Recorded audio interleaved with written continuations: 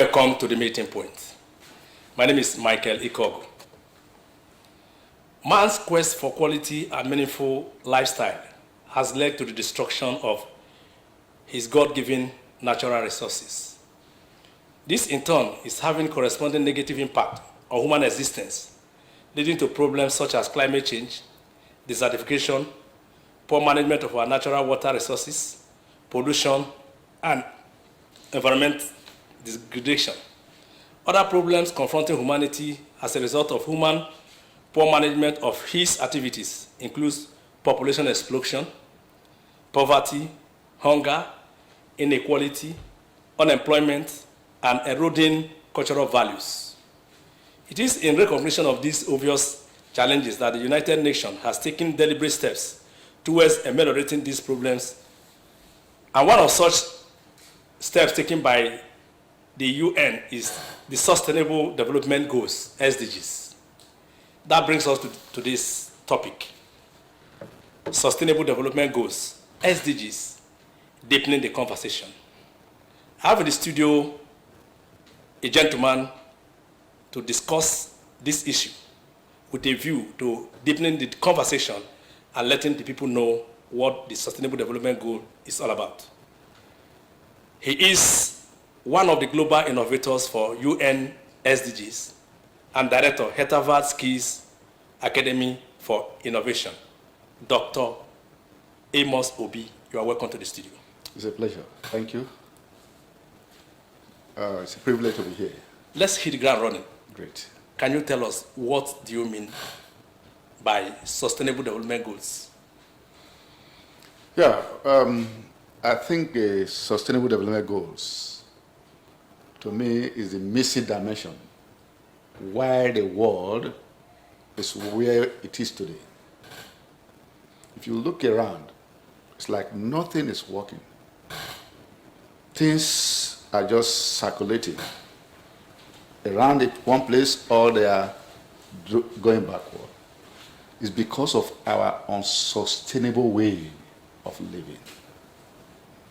Humanity have abused nature, the environment. As a result of that, there's no progress. Virtually, in terms of agriculture, industry, because the environment has been abused.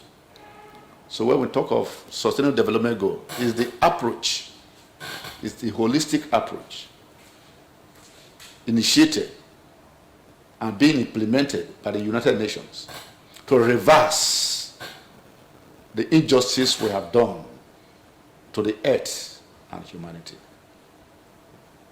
Because without sustainable way of living, nothing definitely will happen positive to humanity. So how do we reverse this injustice, this negative thing that have been done to humanity? The abuse of the earth.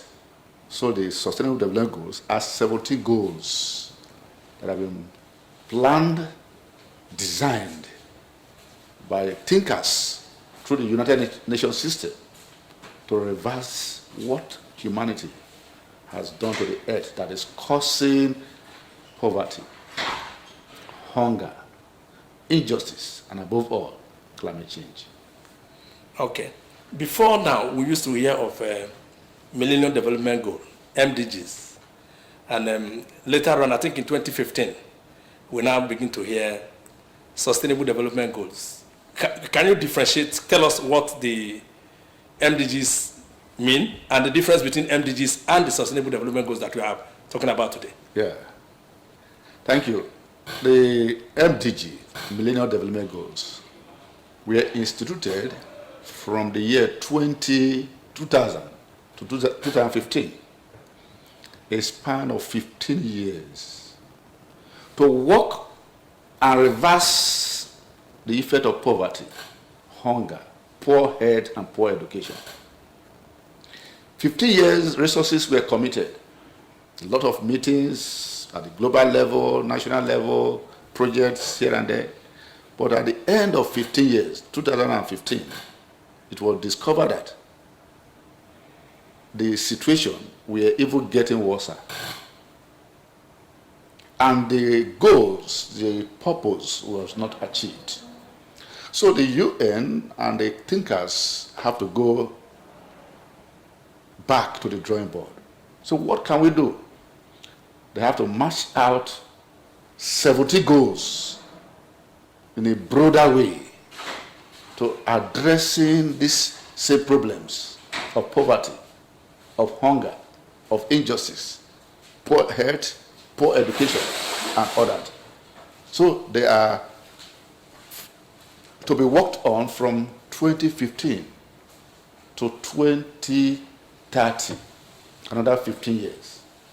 But as we speak now, obviously, 7 years gone. Not much has been achieved. Okay. If I may ask, what in your own reasoning was responsible for the inability of the world to actualize that Millennium Development Goal? Yes, a number of reasons could be attributed why the Millennium Development Goals were not achieved. Some of these reasons include: one, there was virtually not mass mobilization. It was like from top without the bottom. Key people, leaders, got to know, but the masses were not carried along to be part of the system, those who work on it, those who activate it, and even benefit. So it was just left on the top. That is one reason. Secondly, the greatest problem of corruption. There's a lot of corrupt practices.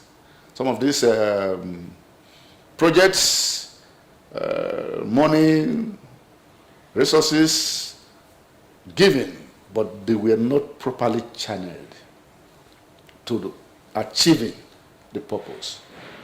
Then thirdly, we also know that if we keep doing the same thing, the same way, and expecting different results, Albert Einstein said, it's madness. There was this culture of doing the same thing, the same way, and expecting to achieve the Millennium Development Goal. It does not work that way, which means there was lack of innovation, new approaches to the MDGs. It was like business as usual. So that was one of the greatest reasons why the MDGs were not achieved. They will not mix up the culture, the spirit, and the potential of innovation. So if we must change the status quo and get from here to where we are going, innovation must be added. So those are some of the reasons why the MDGs were not achieved, that brought in the SDGs. Thank you. Okay, can you tell us now the goals that are set out to be achieved by the world? You mentioned 17 when we were starting. Yeah. Can you tell us the goals that have been set out to achieve? Yes. So that our viewer can understand really. Because like you said, the initial one was like from bottom, it ended there. The people at the grassroots were not aware of what they meant. But projects were, seeing some villages, like in my village, I think I have one water project that they wrote on top of the tag, Millennium Development Goal. You understand? So can you tell us what this one stand to, actualize and the goals that they want to achieve? Yes, I think it's a very good aspect because if we don't know, we cannot effectively deploy time and resources to achieve them.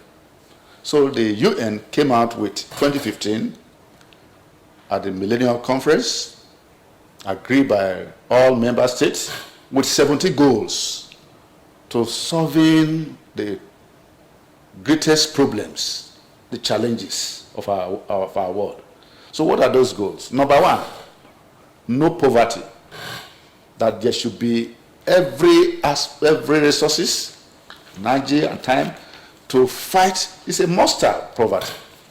When I was young in primary school, there was a number of programs, poverty eradication, poverty this, but the more poverty is increasing. So goal number one, is no poverty. Number 2, zero hunger. A lot of people are hungry. So how do we cure that? The UN also come out with another goal. Number 2 is there should be zero hunger. So we should use every means to fight hunger. Number 3, good health and well-being. That the issue of health care should be a priority. People, even the common people, should have access to hospital, to drugs, to free health, and that. So, number 3, good health. Number 4, quality education. You see, if the people are not given quality education, which must be inclusive, skillful, and affordable, if that education system is not in place, people cannot be educated, and if they are not informed, definitely you cannot avoid abuses. So quality education is the number 4 goals of the United Nations, of the SDG. Number 5 is gender equality. A lot of injustice, gender violence are going on in the world, which ought not to be. So the UN felt there should be gender equality. Gender folks, which had to do with women and youths. Because at times when people hear about gender, they thought it's only women. No, the women and the youths are all inclusive in the eye of gender. So number 5 goal, gender equality. Number 6, clean water and sanitation. Clean water and sanitation. At least potable water should be made available to people. Then sanitation. See, if you look at our society today, you see a lot of things, streets, dirty environment and all that ought not to be. Water and sanitation should be given a priority. That is goal number 6. The goal number 7, affordable clean energy. Affordable clean energy. People should have access to electricity, basic electricity. But this time around, they are thinking of renewable energy, like solar energy, energy that are not destructive to the environment, that reduces gas emission. So people should have access to it. And the UN is bringing a lot of innovation, and they are looking for innovators who can bring in terms of even car, diesel, dieselless generators and all that. So clean energy.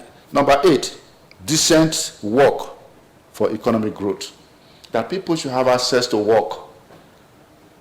See, one of the problems, the greatest problem facing our youths today is lack of unemployment, basic employment. So most of them have tried to finish school, stay at home 1 year, 2 years. Recently, a youth called me. I think he's from this Asaba. He said, please help me. I said, who are you? He described his name. Say, in what way can I help you? He said, do I know you or have you met me before? He said, no. He said, but I've been following your activities online. I'm a youth, I'm a graduate. I've graduated for so long, staying at home, no work. I'm thinking of doing something silly. That is the word they used. Please help me so that I can have something to do. And I book an appointment with him and we are talking. We are trying to see how we can train him on some digital skills that can help him to be self-employed, okay, and some other skills. So employment, decent employment, is a right that we need to consider. And the UN takes it very seriously. So that is goal number 8. Goal number 9, innovation, industries and infrastructure. The government should focus, give priority budget to infrastructures that can help to create good means of livelihood. Infrastructures like good roads. Thank God for what our state governor, Dr. Fayokoa, is doing on the area of roads. Most of these rural areas are being connected through good roads. It's a credit to Delta State, as a matter of fact. Then infrastructure like light. In fact, it's, this area, I think, is getting worse. Both the federal and the state government need to think about, because without light, small-scale business cannot survive. Without light, people cannot be happy. So so this issue of electricity as an infrastructure should be looked into seriously. The infrastructures like internet, okay, because we are living in the era of the digital, the new normal. So if our youths should have access to internet, I think they will do a lot that can help them to generate jobs at home and all that. So basic infrastructure, innovation should also, that is goal number 9.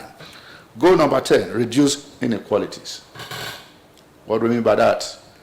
We have developed and developing countries. So the gap between the developed and the developing countries should be reduced. That is the tension of that goal number 10, reduce inequalities. Also, the poor and the rich. The rich should be able to minimize, reduce their level of display of affluence, okay, discriminating against the poor. So that is goal number 10. The goal number 11, sustainable cities and communities. It is expected that our cities should be made habitable so that we can check this illegal migration. A lot of youth, a lot of people are frustrated. They would prefer to go and die in the desert, die in the Libya Sea to Europe. Why? Because the cities they are living, they are not habitable.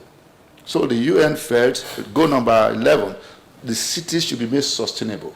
There are various ways we can achieve that. We're not going into details right now. Yeah. We have strategies. Just run through them. Let's see that. Yeah.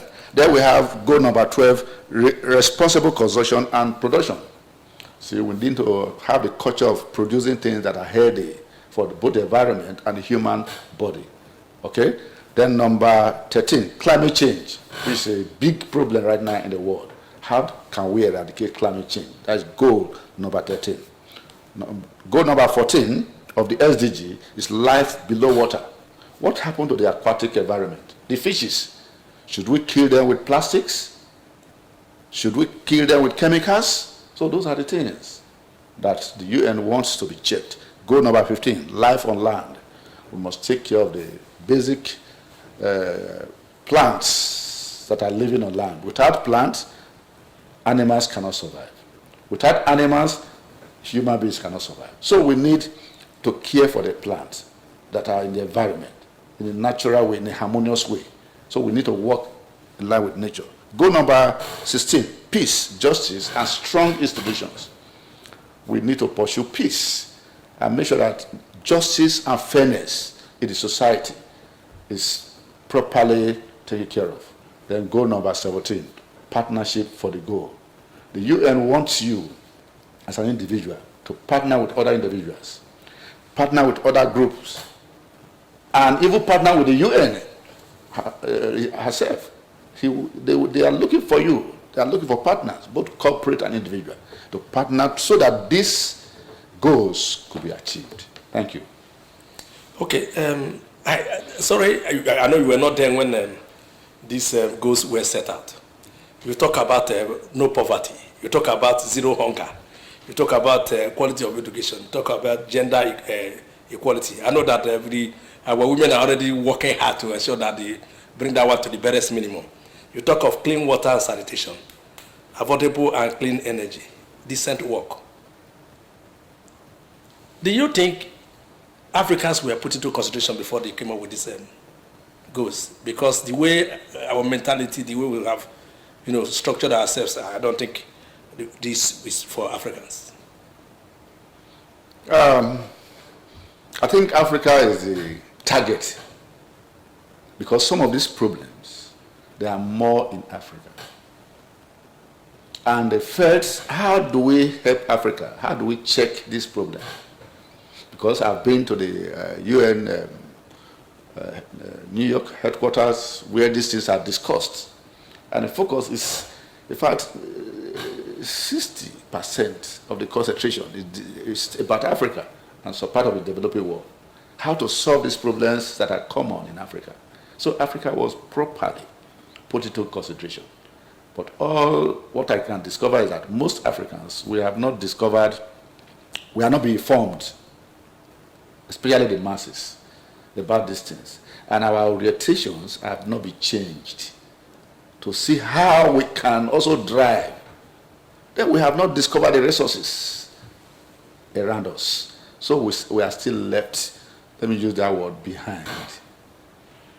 We are not achieving, going fast to meet with the standard that is required because of our level of mentality, our level of information.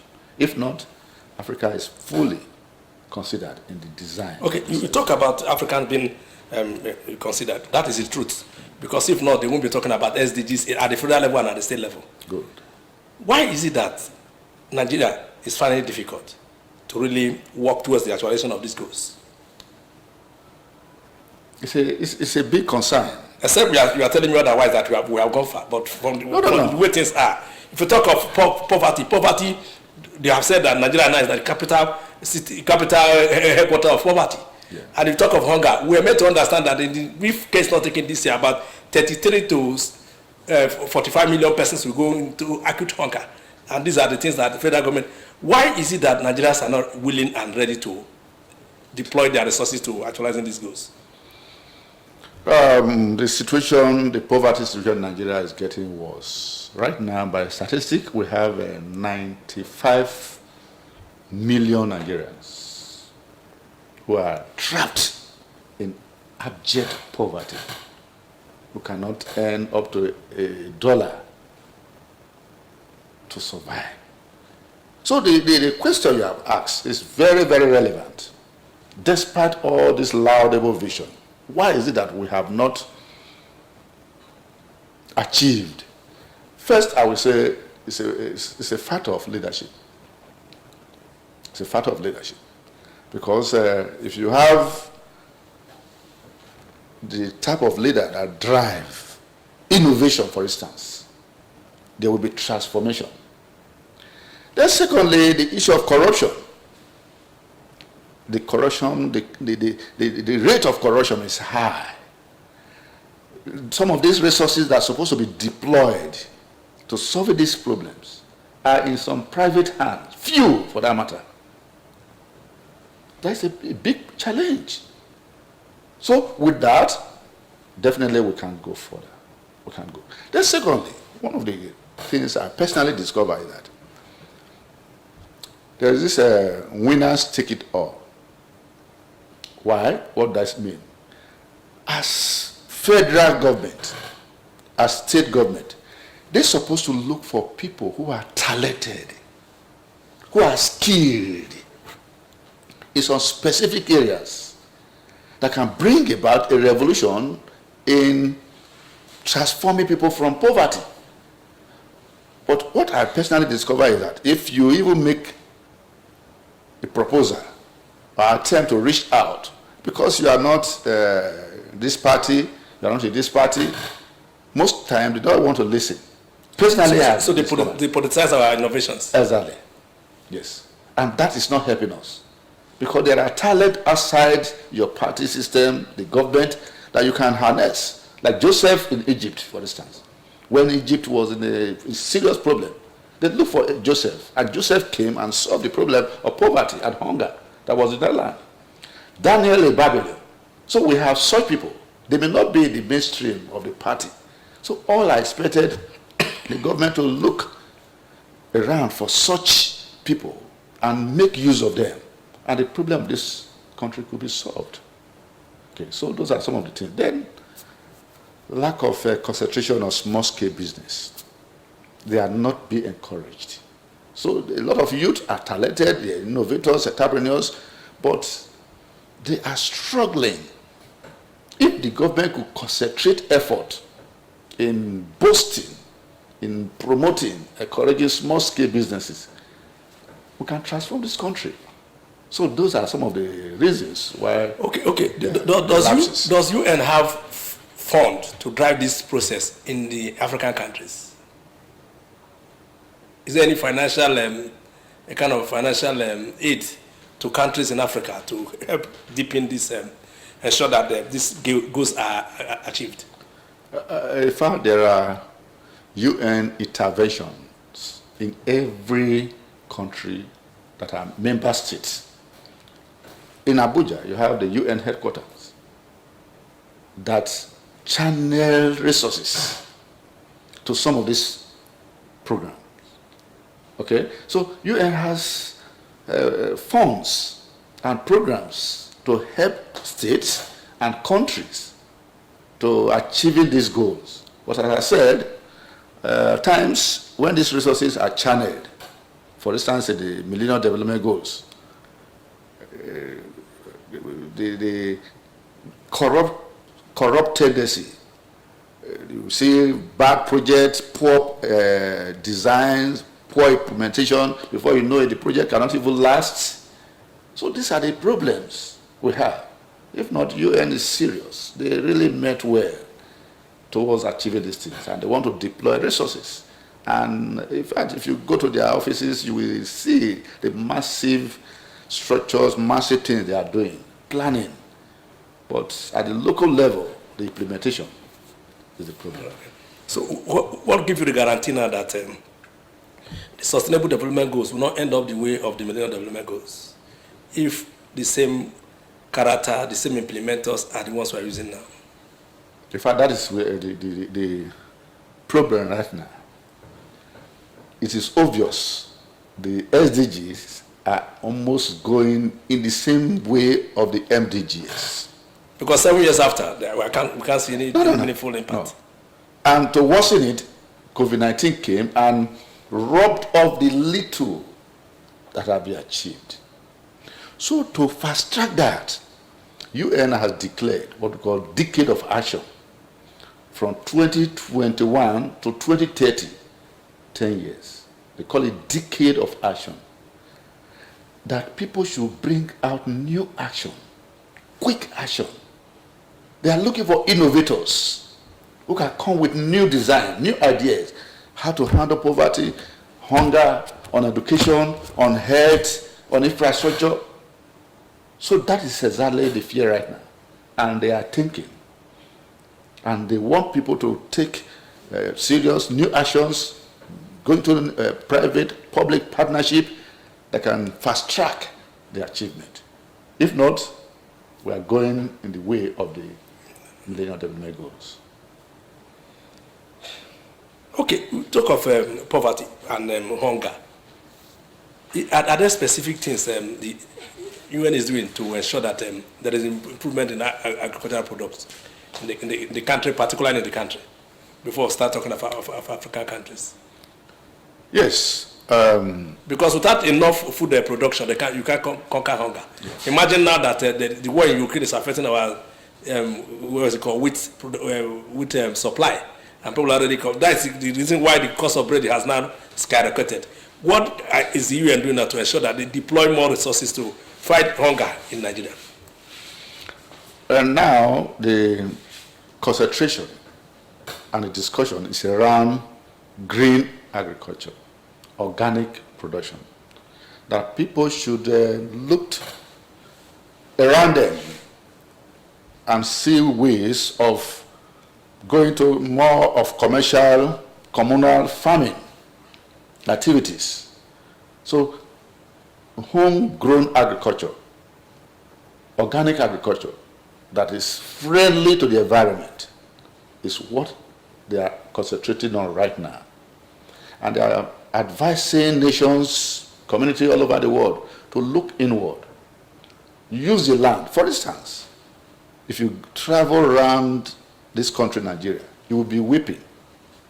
The vast land being wasted. Vast land.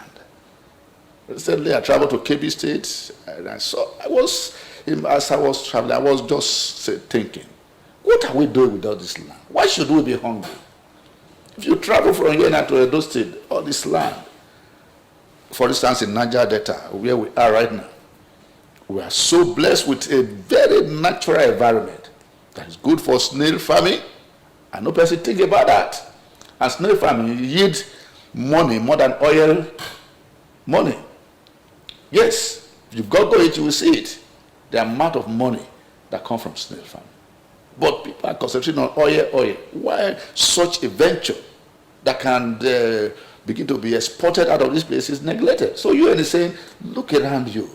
What can you do with your environment in another approach, in a green, organic approach? That is the discussion right now. Okay, I think people are willing to farm, but the problem most farmers have is funding, because the peasant farmers are there. The little they can do, the producer can do, cannot even feed the state, let alone take kind of export. So are there opportunities for them to key into so that they can get funding to improve on the scale of their farmland and ensure that they produce higher than what they used to produce before now? Yeah. There are programs designed by the UN and the global leaders to partner with states and even the federal government to empowering small-scale holders. Yes, they can access such programs. And apart from that, there are a number of openings at the UN level for innovators. If they discover that you can farm and do it in a different way, there are innovator grants, competitions that people can access. But as I said, a lot of people are not aware of these things. All over other countries, I read and I get all this information, but our people are not having access to this information. Okay, so if they can be mobilized, informed, they can access some of these things. And our states and federal will also partner with these global bodies, the UN, and there are schemes for empowering small-scale holders. Okay, I think we have SDG office in Delta State. Yes. How close are you working with them? In fact, the Director General, Dr. Andy Labo, is a very close friend. Okay. And he's a very seasoned man, disciplined and hardworking. Yes, we are working closely. So, yes, because personally, I want this thing to be seen all over our state, and our people are benefiting from this UN grant. Now, the issue of partnership. What is the most, because many people, as we are talking now, some may be picking interest that, okay, we have talked about partnership, we are talking about opportunities. Assuming somebody wants to partner with the UN towards a particular innovation or invention that he or she has made, how can they have access to the UN? A lot of people have asked me, how did you get to the UN as an innovator? I was not recommended by any person. Right from my house, I just discovered that the UN was looking for innovators in the year 2016 on Facebook for the SDG. And I knew I had some innovative idea. And I put across my innovative ideas. They saw it, and I was invited by the UN STI Forum, Science, Technology, and Innovation Forum. They have a forum for science and technology, for virtually some of these goals. Yeah. Yes, where people can, individually or group, can partner. So it's not a very difficult issue. In fact, the UN is looking for you as an individual. If you can come out with new ideas, there are platforms, but just that people are not aware. So you can partner as an individual or as a group. Both private and public partnership is welcome.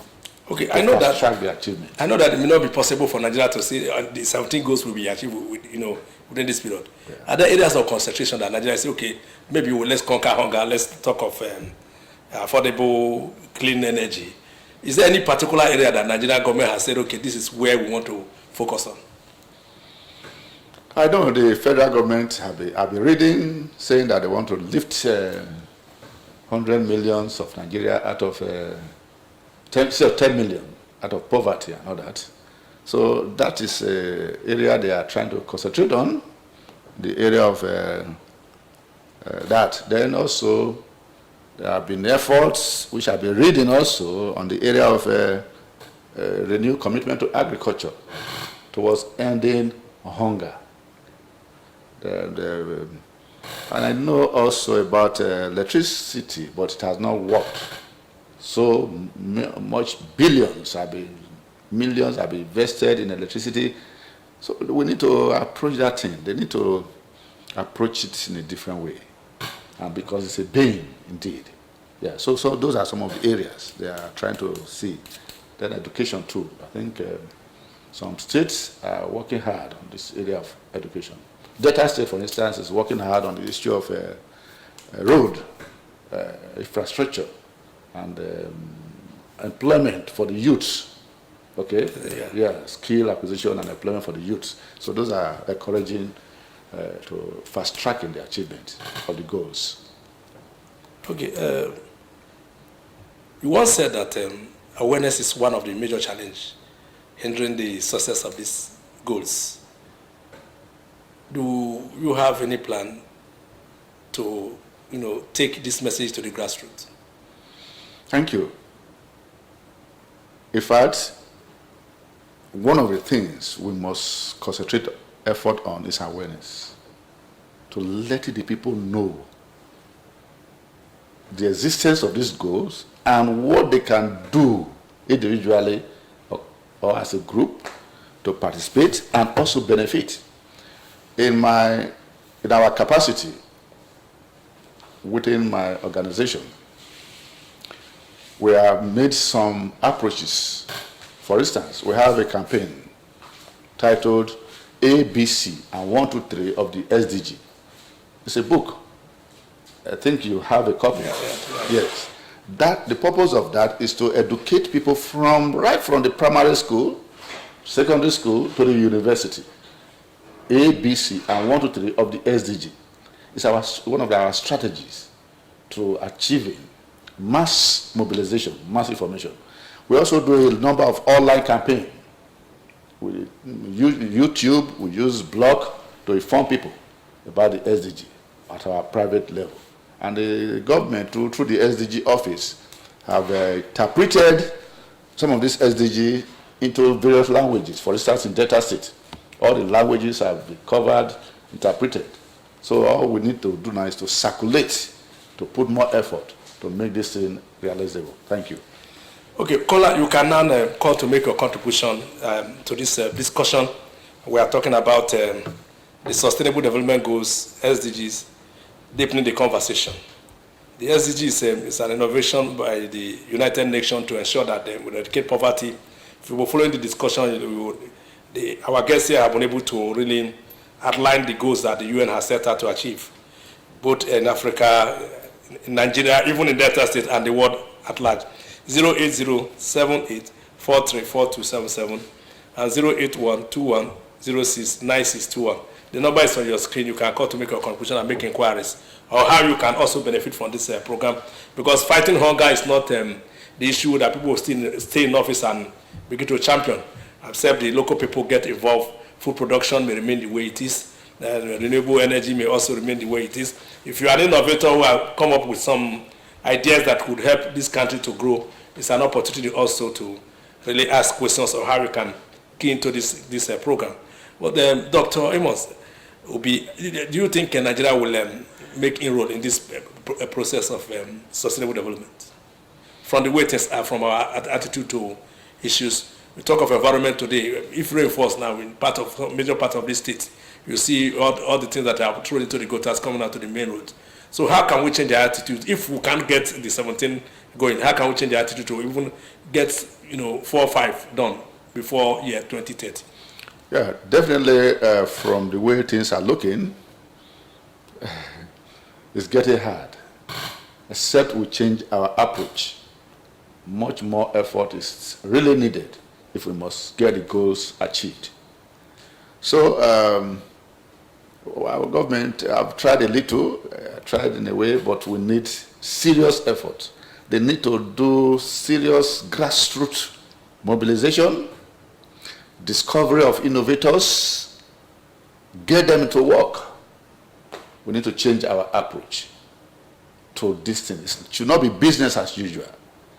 As I said, according to Albert Einstein, doing a thing the same way, year in and year out, and you are expecting a different result, Albert Einstein said, it's madness. So we must change that orientation. So what are those attitudinal changes that you want to see in our government and the people of this country? Yeah. We must change the approach to, number one, from unsustainable way of living to sustainable way of living. What do I mean? Every action we take, we must think of the consequence consequences. Does it affect human being or the environment? If that action must affect a human life or existence or the environment, we should not get involved in it. It should not be carried out. That is number one thing. Then we must think of change our orientation of new way of doing things. Looking inward, there are so much resources, sir. So much resources. Can I tell you this? Based on my research, I've been researching on nature for the past 22 years, personally funded, and I discovered there are resources in this country that can transform Nigeria. And some of them are waste. Waste. They can transform Nigeria and make Nigeria an industrial country. And every person will feed and even export things out of this country. So we must look inward. So what are those things you have discovered, sir? I may not go into that. Number one of the waste things I've discovered, have been able to convert it to floating fish feed. Do you know why? I went into fish farming in the year 2009, and I failed woefully because of the cost of feeding.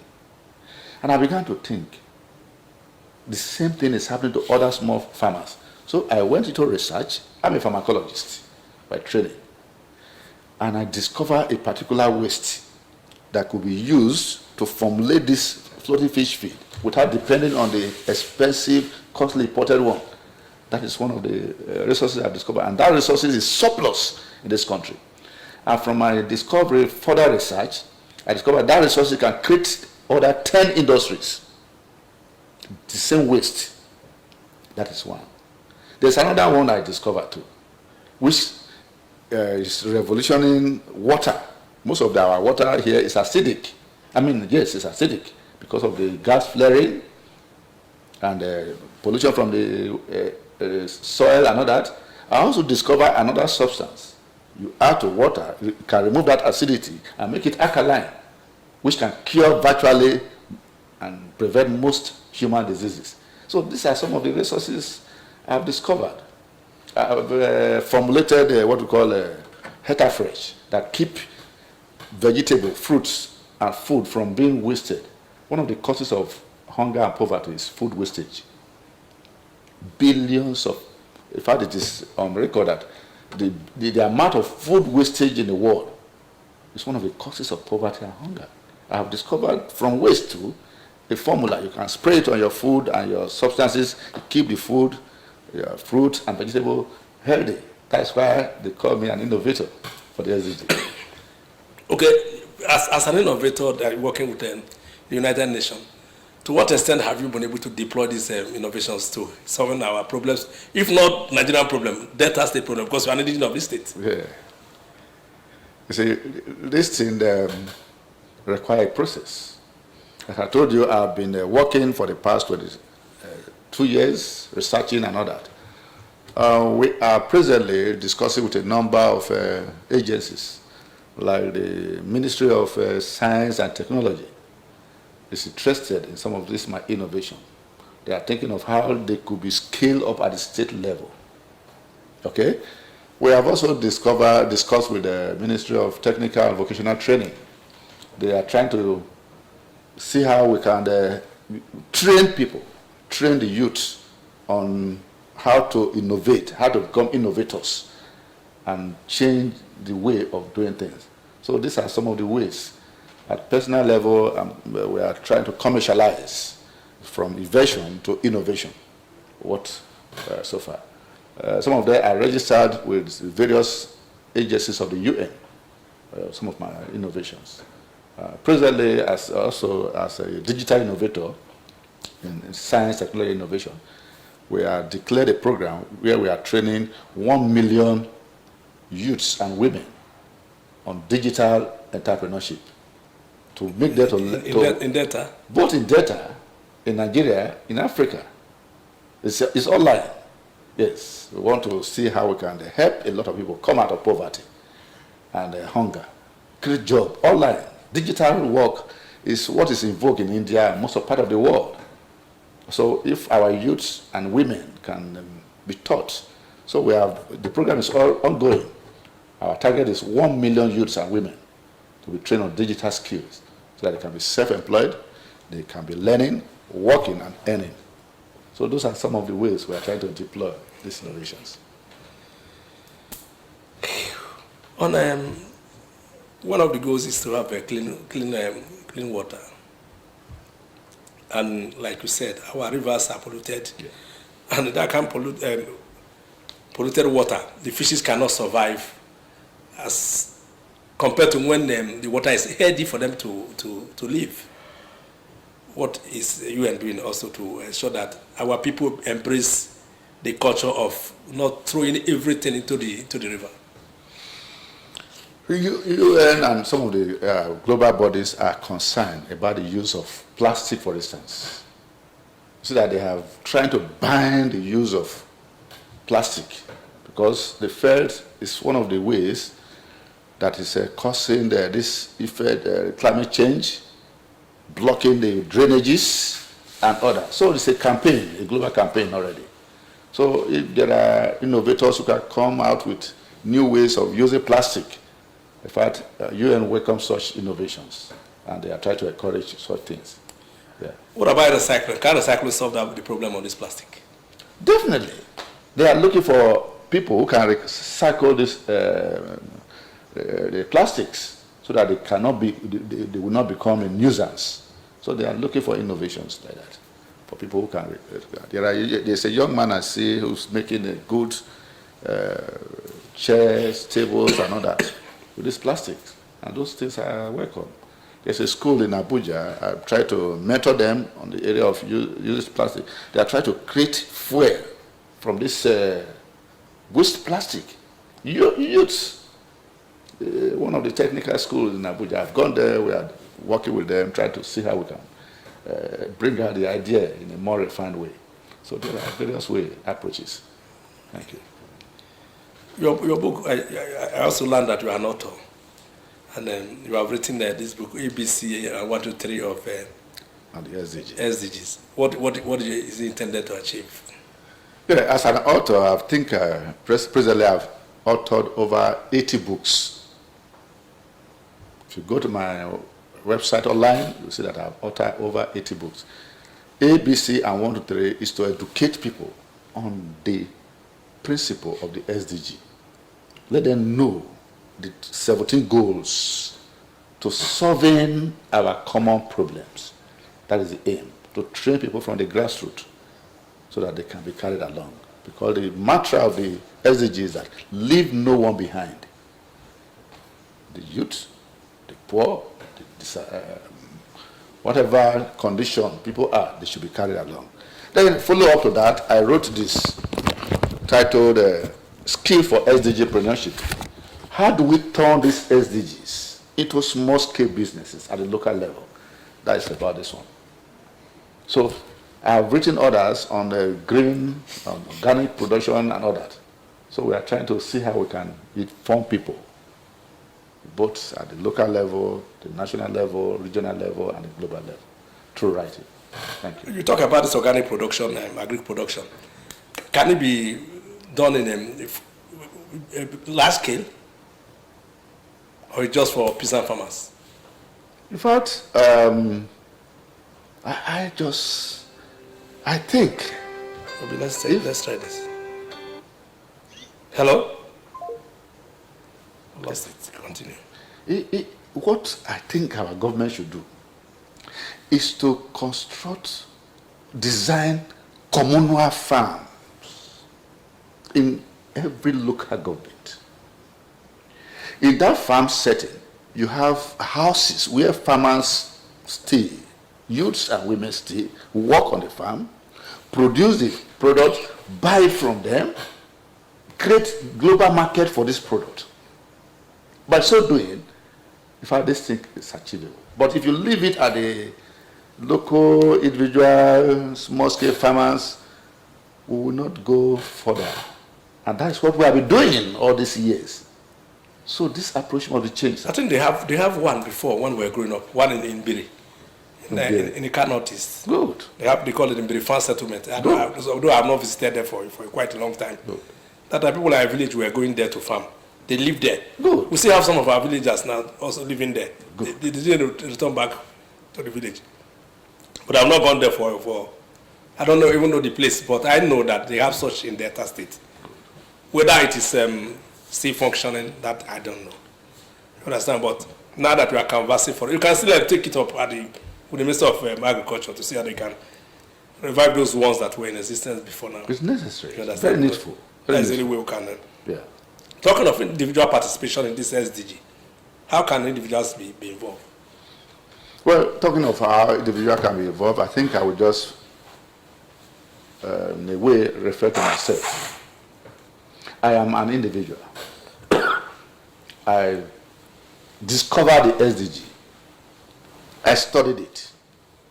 And I knew that this is the solution our world needs. And I got involved. I began to think. I began to design things. And today, I'm one of the 100 globally recognized innovators for the SDG. I'm also a TVET innovator, technical vocational educational training in Africa. In West Africa, they said I'm gender-friendly innovator. In Nigeria, the federal government has given me patent for some of my innovation. So through innovation, new approaches, I am personally involved directly at the UN level with a number of committees. So individuals who are innovative enough can come up with their ideas. And we can help them scale them up. We can help them expose them. They don't need, maybe they're thinking, maybe financial or whatever. No, what is needed is the idea. If you come out with a clean idea, good idea, innovative idea, the world is looking for you, and there's room for them to become participant and beneficiary. The government of the day don't seem to be helping innovators to stand. From your perspective as an innovator, what level of support have you enjoyed from the government of the day? I'm not talking of Delta State alone, at federal level. Thank you, sir. This reminds me of what happened to me in the year 1999. I wrote my first book titled Innovative Strategies for Human Survival, with a lot of ideas that can transform Nigeria. And I took this book to the presidency, other President Obasanjo, father, past leader. I took it, went to his personal secretary. I said, this book, I've been inspired to write it. It was even Professor Jerry Ghana that gave me a note when he saw the content of this book. He said, take this book further.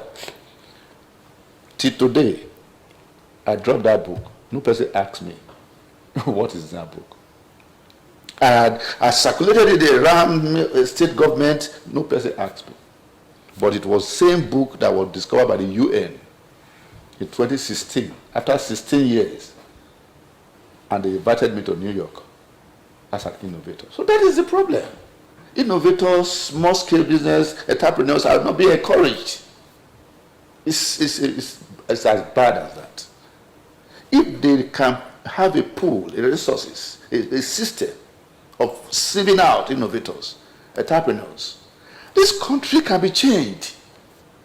And with little support, since I've been working over 20-something years now, not a single government support. Not one. No, I've not received it. The only support I received so far is from Tony Elumelu Foundation. Okay. Yes, Tony Elumelu Foundation. I've benefited from his grant and to pursue some of my innovations. And that. So that's how it is. Okay. The one that the Tony Elumelu Foundation supported you, to what extent have you been able to use it now to better the loss of people? Yes. What have you produced and what are the things that you are also producing now? Good. Tony Elumelu supported me, and from the grant I was able to buy a pelleting machine that can produce floating fish feed for farmers. And we were producing to help small-scale fish farmers. And they were buying this in at a very good price, and they were enjoying it. until COVID-19 came. With COVID-19, we couldn't travel to buy the raw material because we normally get it from the north, especially in Kaduna. From COVID-19, insurgency came in. With these killings and all that, Boko Haram and all that, the farmers cannot go and produce.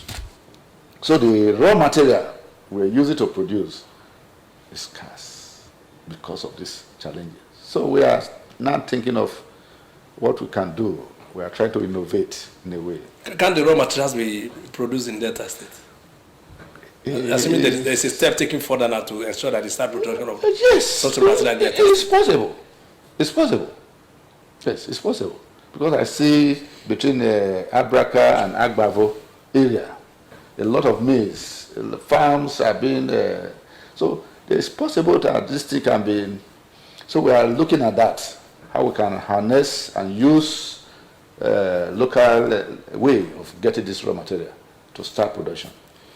Because if really we must develop, we must start locally. Definitely. The idea of waiting for Russia to give us grain No. will not help us. No. So we must begin to evolve a system that will encourage local people to go into production of such raw materials that you need for. Definitely. And I want to believe that the government of the day is also listening. Some of the officials are watching this program, and at the end of the day, they may make suggestions to them.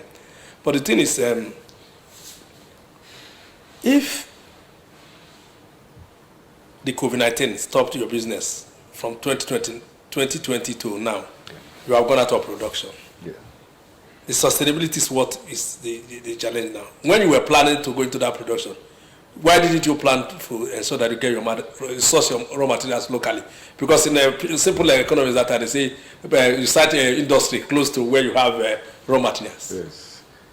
Well, one of the rules of business is risk taking and calculating, projecting, and all that. We knew that some of these things could come up. That's why I said we are not totally giving up. We are thinking of alternative way of using it. As I'm talking right now, I'm experimenting, researching on alternative raw material. And if I tell you, it's going to be a breakthrough. A number of professors have asked me, how did you get this formula? Because we have been looking and researching for it for over 30 years now to get this formula that can make floating fish feed production. And I told them... So they don't think this, just stay on the top of the water? Yes. Yeah, from my formula, from my ingredient. You mix it, you produce, it floats.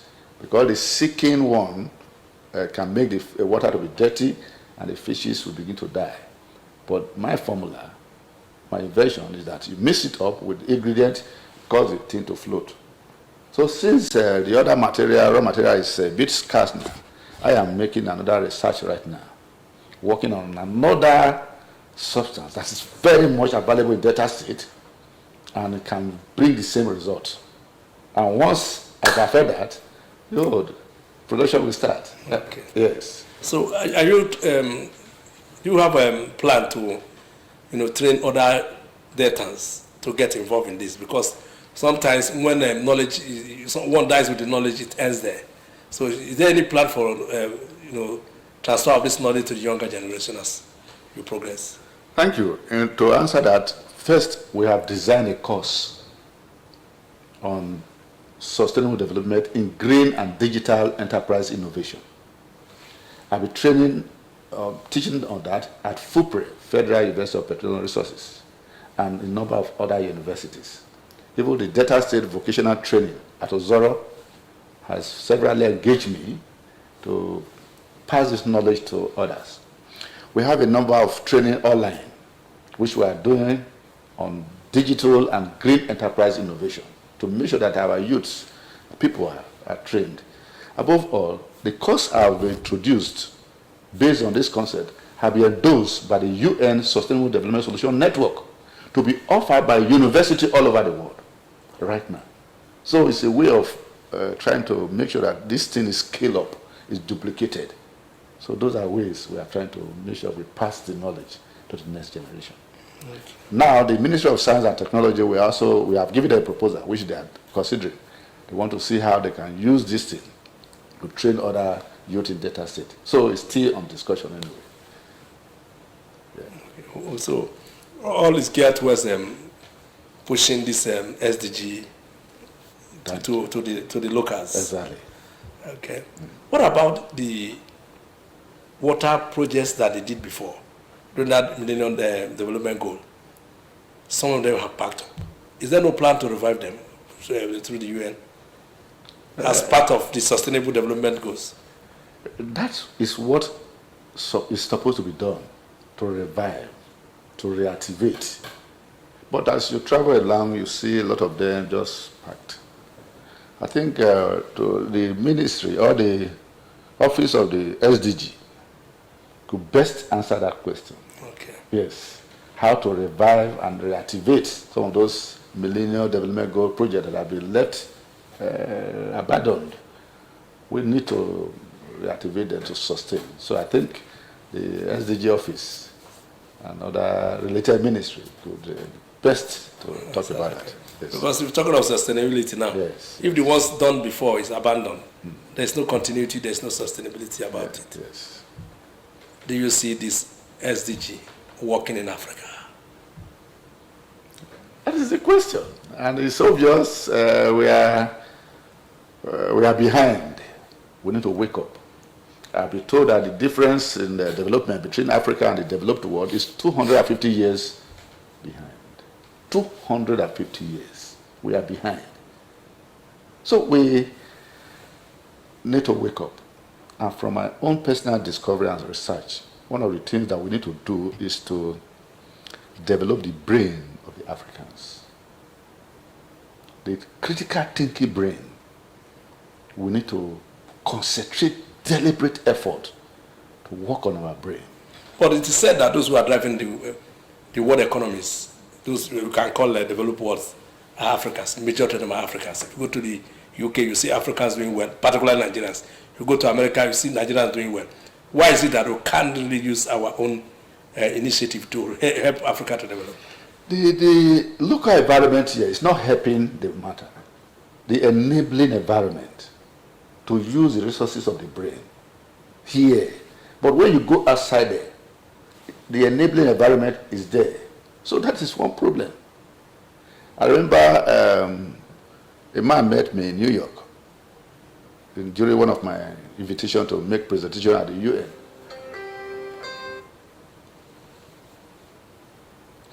And he was asking me, say, please, stay behind here. There in Africa, you don't have the resources to execute some of these things you are talking about. But here, the environment is there to help you to achieve so that you can be going from here to help Africa. But fortunately, I refused.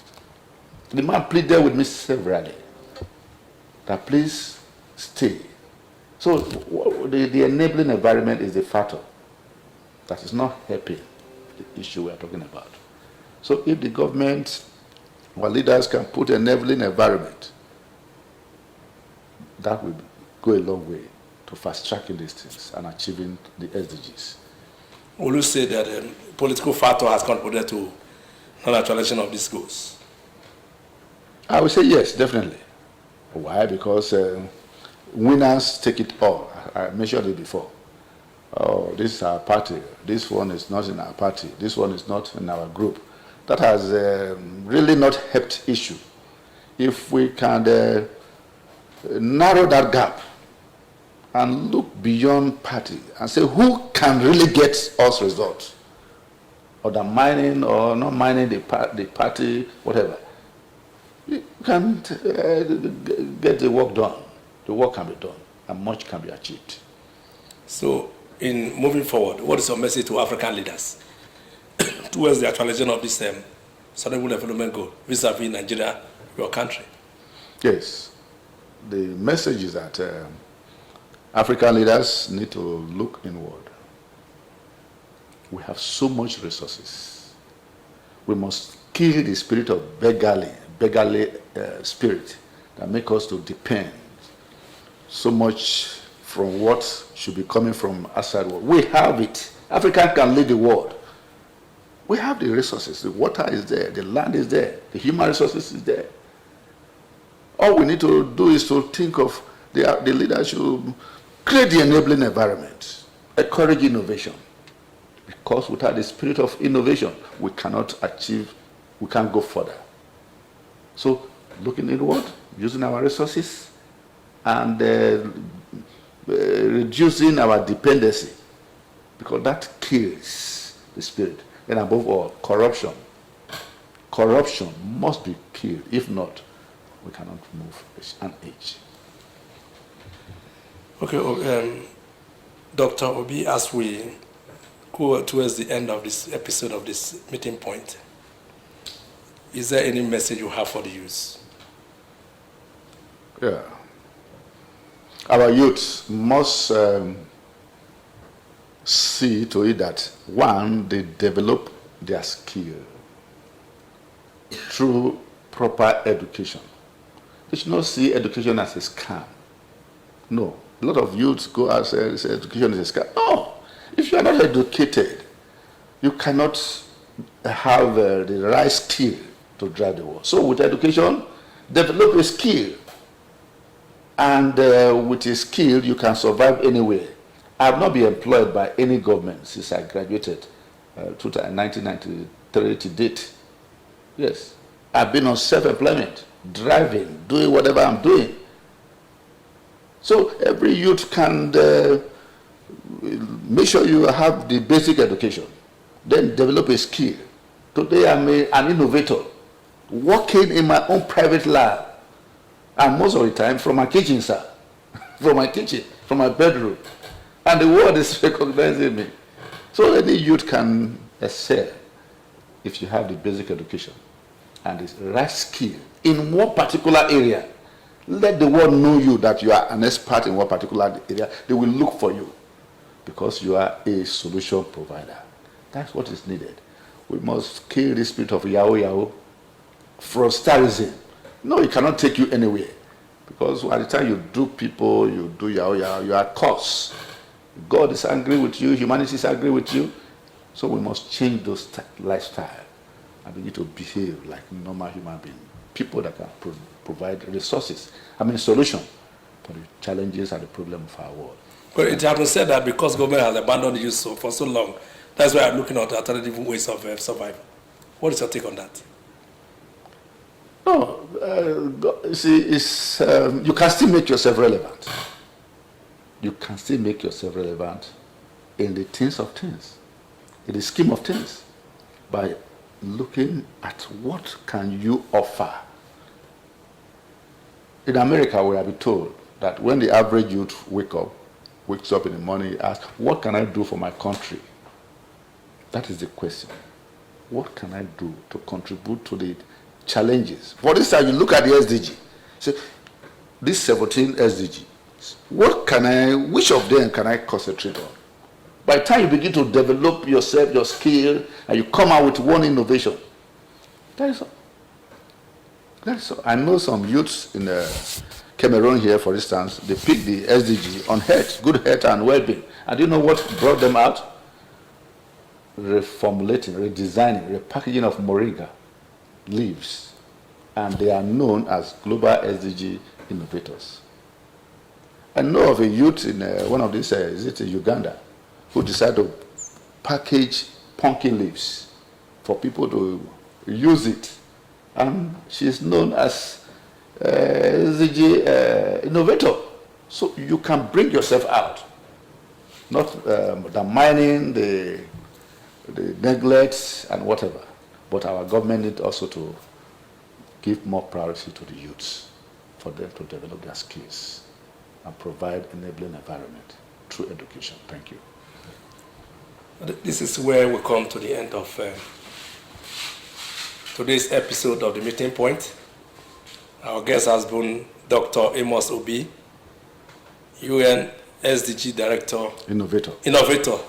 And Global Innovator for Director, HETAVED Skills Academy for Innovation. He's an author, and he has been with us since.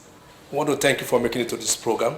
It's a pleasure. When next we call, please don't hesitate to join us. It's a pleasure. Thank you for making it today. Thank you. My name is Michael Ikogwu. Join us anytime tomorrow.